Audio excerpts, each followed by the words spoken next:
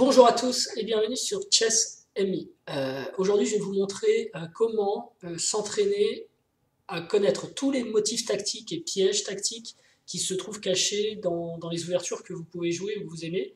En utilisant Skid. Pourquoi Skid? Parce que vous le savez, si vous connaissez la chaîne sur ChessME, on va vous proposer que des outils gratuits, des outils qu'on trouve gratuitement sur le web, qu'on peut télécharger, installer, qui fonctionnent bien. Et Skid est un excellent outil de gestion de base de données, un peu délicat à prendre en main au début, c'est vrai, à cause de menus pas forcément ergonomiques, mais comme tous les outils puissants, en fait, il a beaucoup de capacités et il faut se donner la peine de les trouver. Et donc là, on va s'intéresser par exemple au Gambimora, mais vous pouvez le faire sur n'importe quoi, et donc sur n'importe quelle base de données que vous allez trouver sur Internet, sur n'importe quelle collection de parties, vous allez pouvoir créer vos bases d'exercices tactiques en fait. Alors l'intérêt de les corréler avec les ouvertures, c'est parce que c'est un spectateur de la chaîne qui m'a demandé ça, comment est-ce qu'on fait pour connaître les motifs tactiques précis dans une ouverture donnée. Alors, pour ça, en fait, ce qu'il s'agit de faire, c'est d'utiliser une fonctionnalité de Skid qui s'appelle trouver le meilleur coup, ou find the best move, en fonction du langage installé sur votre PC, bien sûr. Et donc, quand vous chargez une base de données dans Skid, et que vous lancez find the best move, il va vous proposer toutes les positions où il y a des problèmes tactiques à résoudre. Alors l'intérêt, c'est de lui donner une base de données sur laquelle vous avez des positions qui viennent de vos ouvertures, si vous voulez vous entraîner sur les motifs tactiques de vos ouvertures. La contrainte, ou la chose à faire, et qu'il faut connaître pour que cette fonctionnalité fonctionne, c'est que la base de données doit avoir préalablement été préparée. C'est-à-dire que les positions qui posent problème doivent être bien identifiées par l'ordinateur, avec un code particulier, et donc c'est ce code que Skid va aller chercher dans votre base de données pour vous afficher les positions correspondantes et vous demander de résoudre le coup. On va regarder tout de suite comment ça se passe. Alors moi j'ai ma grosse base de données ici de 2 millions de parties. Inutile de me demander où on trouve ces bases de données, c'est la 1000 bases, il y en a plein. Les gens peuvent vous les mettre dans les commentaires aussi, il y a plein d'endroits où on trouve des bases de données. Je recommande surtout le The Week in Chess, peu importe. Donc vous avez une base de données importante et vous allez chercher dans cette base de données. Alors on va se focaliser sur le Gambimora, parce que c'est une ouverture tactique, on va chercher en fait des motifs tactiques du Gambimora. Donc on va d'abord entrer la position qui nous intéresse, donc la position de départ, E4, C5, D4, C prend D4, C3, on va dire Gambimora accepté, D prend C3 et cavalier C3. Voilà, on va partir ça avec notre position de départ, et on va chercher en fait toutes les miniatures pour trouver des parties où il y a eu des gaffes ou des motifs tactiques importants, donc on va plutôt se focaliser sur les miniatures.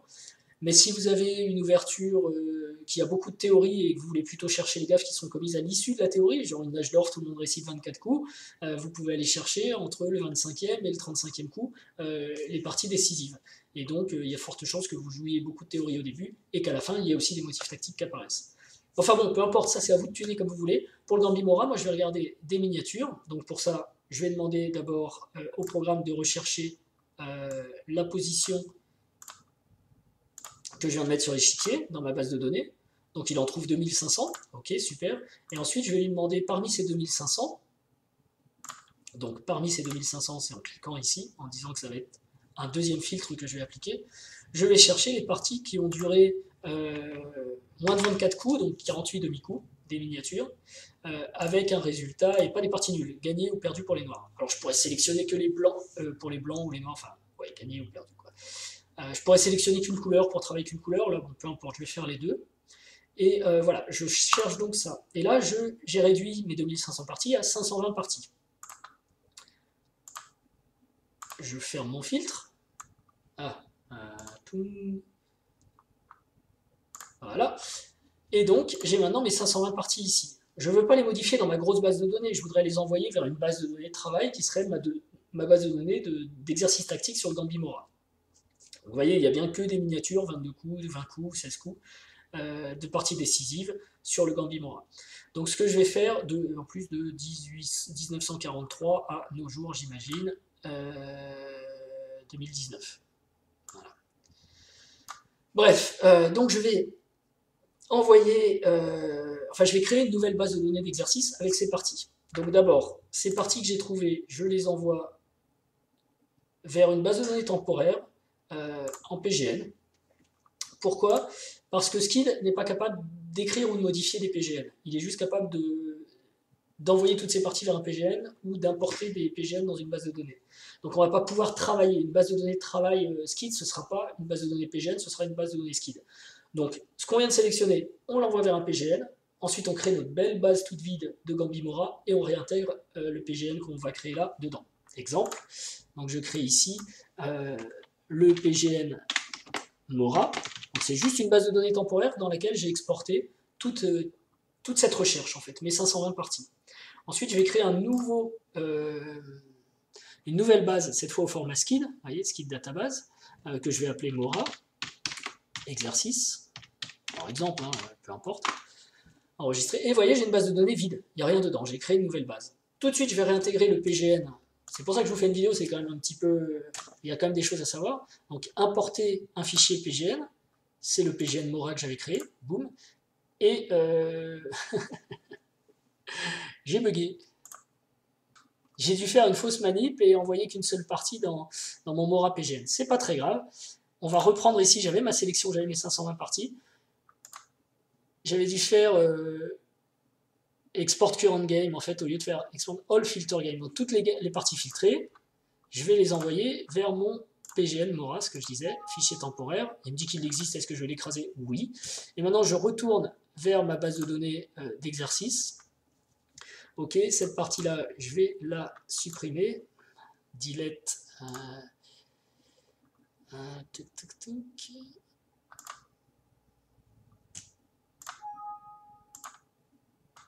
Maintenant, je vais donc intégrer le PGN, le fichier PGN Mora dans ma base de données et je retrouve mes 520 parties. Voilà, il y a 520 parties dans la base de données. Hourra! On a donc créé une base de données Mora exercice dans laquelle il y a toutes nos miniatures Mora. Maintenant, on va demander à l'ordinateur d'aller flaguer les endroits où il y a des fautes pour qu'on puisse utiliser cette base pour faire des exercices tactiques sur nos ouvertures, ce qu'on veut faire. Donc pour ça, on a besoin d'un moteur d'analyse. Je vais utiliser Stockfish 10. Ok, il est ici. Et en fait, on va sélectionner la première partie et on va lui demander d'annoter la partie. Donc comment ça se passe? Une nouvelle fenêtre s'ouvre, la voici, et on va lui proposer une profondeur d'ouverture. Alors qu'on va chercher des grosses gaffes, vous voyez, des gros motifs tactiques, on n'a pas besoin d'aller analyser trop loin. Si vous voulez affiner, vous pouvez toujours. Moi, pour l'exemple, je vais juste mettre une profondeur de 13 demi-coups. Et je vais mettre une grosse gaffe quand même, vous voyez, 2,5. C'est quand même la grosse gaffe, c'est un coup où on perd presque une pièce qu'on voudra faire apparaître. Voilà. Et puis on arrête, oui, au-delà d'une tour et un pion, on arrête de calculer. Bon, peu importe. Ce sont des paramètres qui vont permettre de choisir quelle gaffe on met en évidence. Je vous laisse jouer avec, hein, vous pourrez faire des essais et voir la différence. On va ajouter le score sur les parties lorsqu'il y a une erreur. Ok. Lorsque c'est pas le meilleur coup qui est joué. Ou plutôt uniquement sur les variantes. Ouais, quand on met des variantes. Et on ajoute des variantes quand il y a une erreur. Voilà. Plutôt on va faire comme ça. Ces variantes, quand il y a une erreur, vont nous permettre de voir la bonne suite qui aurait dû être jouée. Ensuite, on peut choisir d'analyser que les blancs ou les noirs. Bon là je vais analyser tous les coups, donc ça veut dire que je vais très bien pouvoir faire apparaître des erreurs pour les noirs, mais aussi des erreurs pour les blancs, donc ça permet de travailler l'ouverture en sachant aussi où nous on peut se tromper et en évitant de le faire. Alors ajouter un tag, usebook c'est important, parce que tant qu'on est dans la théorie, là on a beaucoup de parties analysées, donc ça va prendre du temps, donc autant réduire, hein, c'est pour ça que je ne mets pas une trop grosse profondeur, et usebook c'est l'ordinateur ne va pas analyser les premiers coups tant qu'ils sont dans la théorie. Batch annotation, très important, on va noter de la première partie, enfin de la partie qui est ouverte, donc la première, jusqu'à la dernière. Et le plus important, en fait, c'est celui-ci. C'est Mark Tactical Exercises, donc marquer les exercices tactiques, parce que c'est ça qui va permettre ensuite à Skid d'identifier les endroits où il y a des fautes tactiques qu'on peut utiliser comme exercice. Donc c'est ce flag-là qui rend l'exercice possible. Et une fois qu'on a fait tout ça, on peut cliquer sur OK, boum, et c'est parti. Donc qu'est-ce qu'il fait? Il va analyser la partie. Donc vous voyez, il a zappé les premiers coups parce que pour lui c'était dans le bouquin. Et il va très vite parce qu'on a demandé une profondeur d'analyse de 13 demi-coups, donc c'est pas beaucoup. Et là il a trouvé une gaffe, mais ça n'a pas l'air d'être la fin du monde. Une autre. OK. Et ce que je voudrais, c'est qu'il Alors a priori, il a vu des gaffes, mais pas des choses qu'il considère comme étant très graves par rapport aux critères qu'on lui a donnés.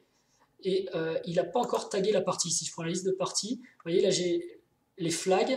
Pour l'instant, il n'a pas flagué d'exercice tactique sur cette partie. Alors on va voir, il va en trouver un forcément. Il y a des petites erreurs si vous voulez, mais pas des gaffes monstrueuses comme on a demandé qui perdent une pièce. Ça c'est à vous de tuner. Alors ça va quand même assez vite, hein. Vous pouvez lancer ça, aller boire votre café, regarder le film le soir et vous revenez, bon bah il aura fait les 500 parties quoi, ou une nuit. Donc c'est quand même intéressant. Par contre, il faut bien positionner les flags d'erreur, enfin les niveaux de gaffes pour être sûr de faire apparaître les gaffes qui peuvent vous intéresser, quoi. Alors je vais mettre sur pause, je vais le laisser travailler un petit peu.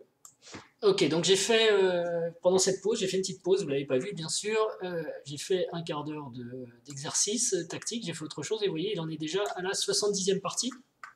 Et la chose importante, donc ça va vite, la chose importante, c'est que certaines parties ont été flaguées avec un T, donc ce sont les parties dans lesquelles il trouve des problèmes tactiques.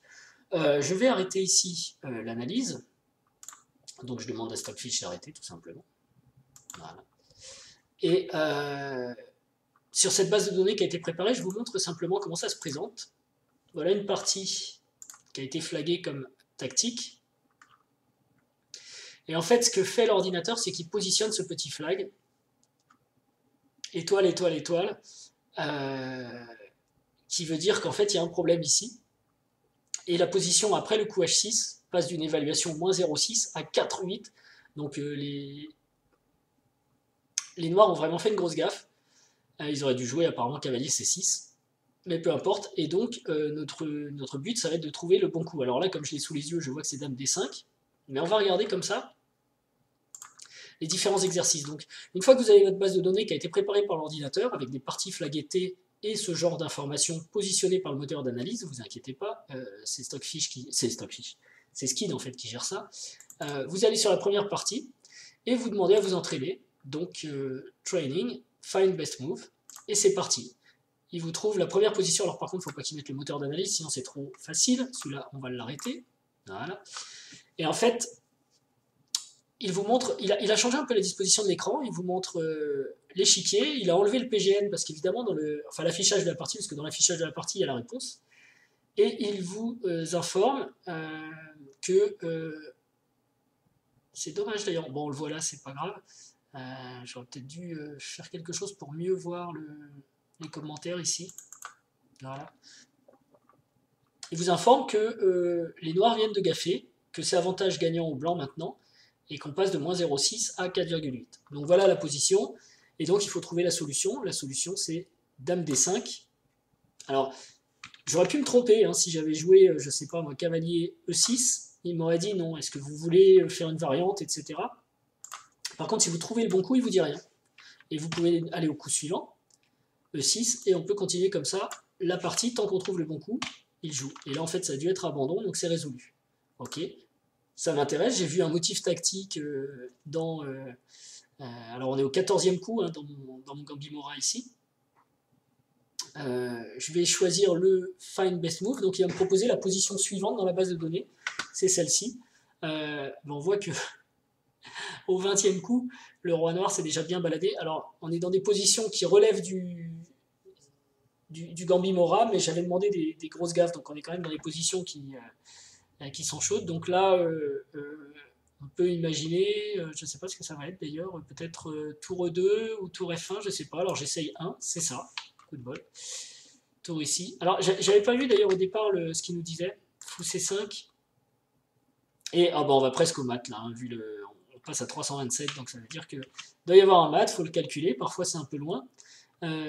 Tour échec, roi H3, enfin bref, je ne vais pas vous faire une vidéo sur Chessme qui essaye de résoudre péniblement des problèmes, mais plus sur le fait, voilà, on nous dit le prochain coup, ce sera pour faire tour H4 sans doute, avec un mat, il y a peut-être G5 encore, mais il y a aussi fou F1 échec, donc ce sera mat après tour F4 sans doute. Ainsi de suite, donc voilà, comme ça je peux regarder et apprendre des coups tactiques liés à mon ouverture. Ici, on voit une gaffe qui a sûrement été commise par les blancs. Donc attention avec les blancs. Les blancs ont joué... c'est où la position? C'est là.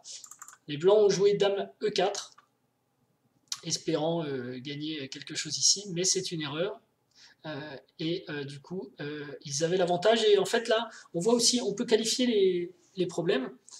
Les blancs viennent de sacrifier leur avantage, en fait, puisqu'on va repasser à moins 0,4, donc un léger avantage noir ou une partie équilibrée. Donc là aussi, c'est parfois, pour juger de la difficulté de l'exercice,